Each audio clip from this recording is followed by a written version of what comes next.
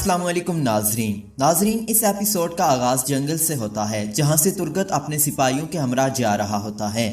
इनमें कुछ सिपाही उस्मान साहब के भी होते हैं, सब ने झंडे उठाए होते हैं। दूसरी तरफ जंगल में से उस्मान साहब और गवर्नर साबरूस अपने लोगों के हमरा जा रहे होते हैं। उसी दौरान उनके रास्ते में कमांडर आरकूस अपने सिपाहियों के साथ आ जाता है और उस्मान साहब को कहता है तुम्हारी हिम्मत कैसे हुई। फिर वो अपनी तलवार उस्मान साहब पर तान लेता है। उसी दौरान गवर्नर साबरूस आगे बढ़कर कमांडर आरकूस को कहता है क्या कोई मसला है। तो कमांडर माजरत करते हुए कहता है जनाब मैं नहीं जानता था कि आप यहाँ हैं। यह कहकर वो अपने रास्ते से हट जाता है। इस तरह उस्मान साहब अपने लोगों के हमरा आगे बढ़ जाते हैं। इसके बाद हमें एनागोल किले का मंजर दिखाया जाता है जहाँ एक शख्स निकोला को दूल्हे के लिबास में तैयार कर रहा होता है। निकोला काफी खुश होता है कि अब की बार मैं मारी हातून को हासिल करने जा रहा हूँ। पास खड़ा गवर्नर रुगातूस कहता है यहाँ कुछ अच्छा नहीं है क्योंकि गवर्नर साबरूस और उसकी बेटी अभी जिंदा हैं। यह सुनकर निकोला काफी हैरान होता है और कहता है ये कैसे हो सकता है। रुगातूस कहता है मेरे आदमियों ने साबरूस को जख्मी किया लेकिन वो बच गया। निकोला अपने कपड़ों को जमीन पर गिरा कर कहता है मैं उन्हें नहीं छोड़ूंगा, लगता है मुझे शादी के कपड़ों के बजाय जंगी कपड़े पहनने चाहिए। दूसरी जानिब जंगल में तुर्गत साहब अपने हाथ में अंगूठी लिए अपने सिपाहियों के साथ खड़े होते हैं। इतने में सिपाही कोतान आकर कहता है जनाब वो आ रहे हैं और कुछ ही देर में यहाँ होंगे। तो तुर्गत साहब कहते हैं उन्हें आने दो, हम सब जानते हैं कि हमने क्या करना है।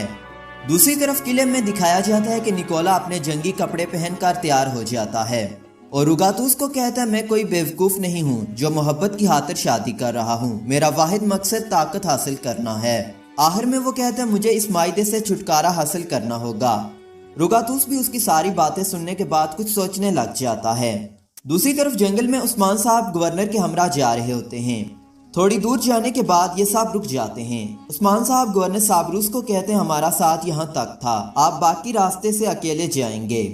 सिपाही गोप्तक मसलसल हीरा को देख रहा होता है और हीरा को कहता है आप एजनी किले में अपनी तीर अंदाजी की तरबियत जारी रखें। इसके बाद सिपाही गोप्तक उसे एक अंगूठी देता है।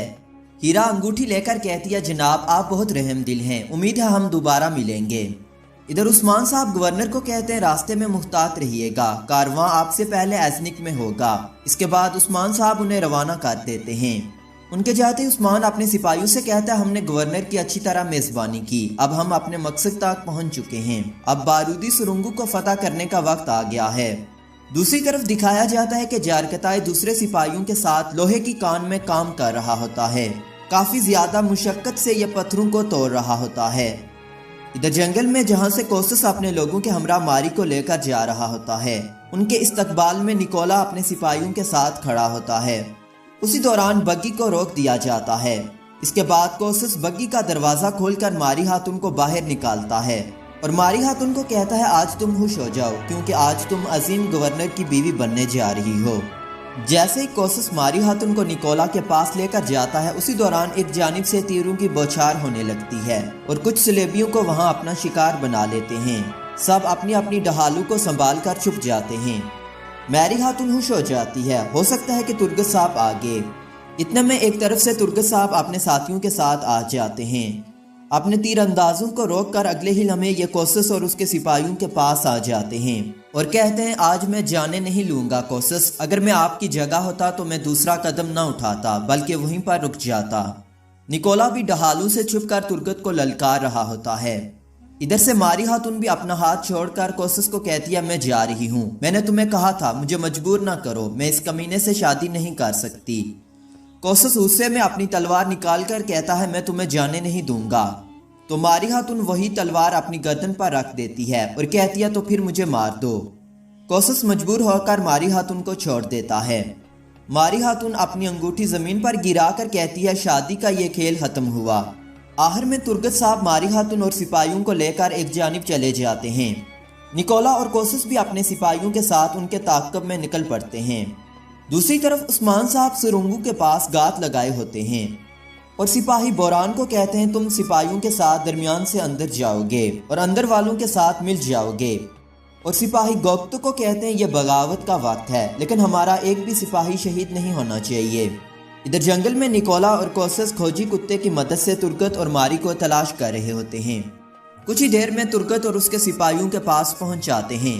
तो सिपाही कोतान तुर्गत को कहता है, जनाब आप और मारी खातून चले जाएं, हम इनसे निमट लेंगे। ये सुनकर तुर्गत मारी को एक तरफ ले जाता है और बाकी सिपाही सलेबियों से लड़ने लग जाते हैं। तुर्गत के रास्ते में जो भी सलेबी आता है वो उसे मार गिराता है। आगे जाते हुए मारी खातून का दुपट्टा एक जारी से अटक जाता है और दुपट्टे का एक टुकड़ा कट जाता है।